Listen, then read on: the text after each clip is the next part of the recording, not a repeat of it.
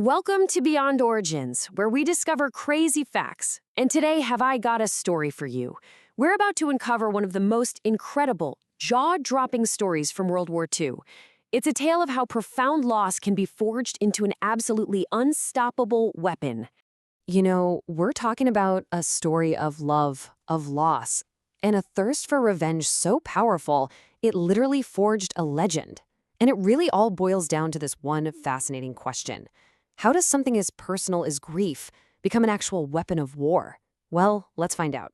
So our story kicks off with a woman named Maria Oktябrskaya. Now imagine this. It's the middle of the brutal fighting on the Eastern Front, and she gets the news that would just shatter her entire world. Her husband, an officer in the Red Army, had been killed in action. For most people, that would be it, right? A moment of just absolute despair. But for Maria, that grief started to change. It morphed into something else entirely, a singular, burning resolve.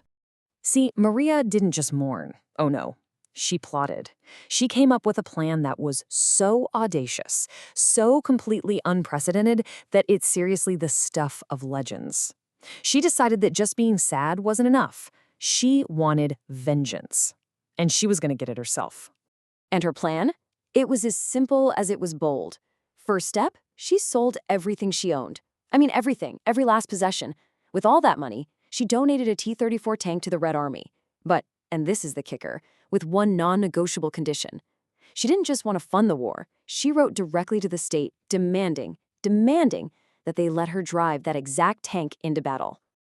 And you know what's crazy? Her request was, unbelievably, granted. So, she gave her new instrument of war this deeply personal name. She called it the Fighting Girlfriend. It was a tribute to her fallen husband, and it was a promise of the fury she was about to unleash on his killers.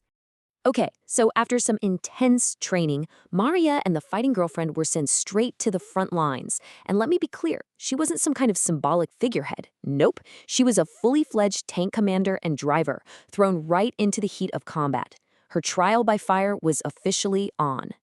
And guess what? She was brutally effective.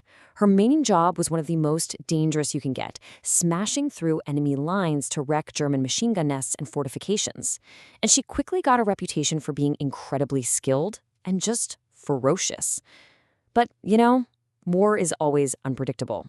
So, during this one fierce night battle, disaster strikes. Bam! The Fighting Girlfriend gets hit by enemy artillery. Its treads are blown clean off. Just like that, Maria is a sitting duck, immobilized, in the middle of a raging firefight with enemy shells and bullets just raining down all around her. So put yourself in her shoes for a second. What do? The battle is raging outside, you're trapped in a broken-down tank, you're a giant metal target. I think most soldiers would just hunker down inside and pray, right? But Maria? Well, Maria wasn't most soldiers. She did the absolute unthinkable. She jumped out of the tank, out of the relative safety, and under a storm of machine gun fire and explosions, she repaired the treads herself. In the middle of the night, in the middle of a battle, she fixed her tank, climbed back in, and got right back into the fight. I mean, that's an act of courage that is just staggering to even think about. And hey, if you're thinking, wow, what a one-time adrenaline-fueled miracle, you'd be wrong, because this wasn't the only time she did it. Not even close. Just remember this number. That's right, it was no fluke. Maria Oktябrskaya fearlessly jumped out of her tank to repair it under direct enemy fire on 3 separate occasions. 3 times. Each time, she basically stared death in the face just to get the Fighting Girlfriend back into the action. What does this tell you? It reveals a will that was just unbreakable, a spirit forged in loss and then tempered by battle. Her story isn't just about revenge anymore, is it?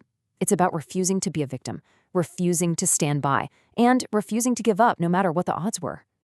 I mean, she was basically a real-life protagonist who just refused to quit. It's like something out of a movie. Her actions went way beyond duty or even revenge. They were a testament to the sheer power of human determination when you push it to its absolute limit. So we're left with this thought, right? The story of Maria and the Fighting Girlfriend, it just forces you to ask, what is the true limit of human will, especially when it's fueled by something as powerful as love and loss? Thanks for watching. If you liked the video, then please subscribe and press that bell icon so you don't miss any updates from us.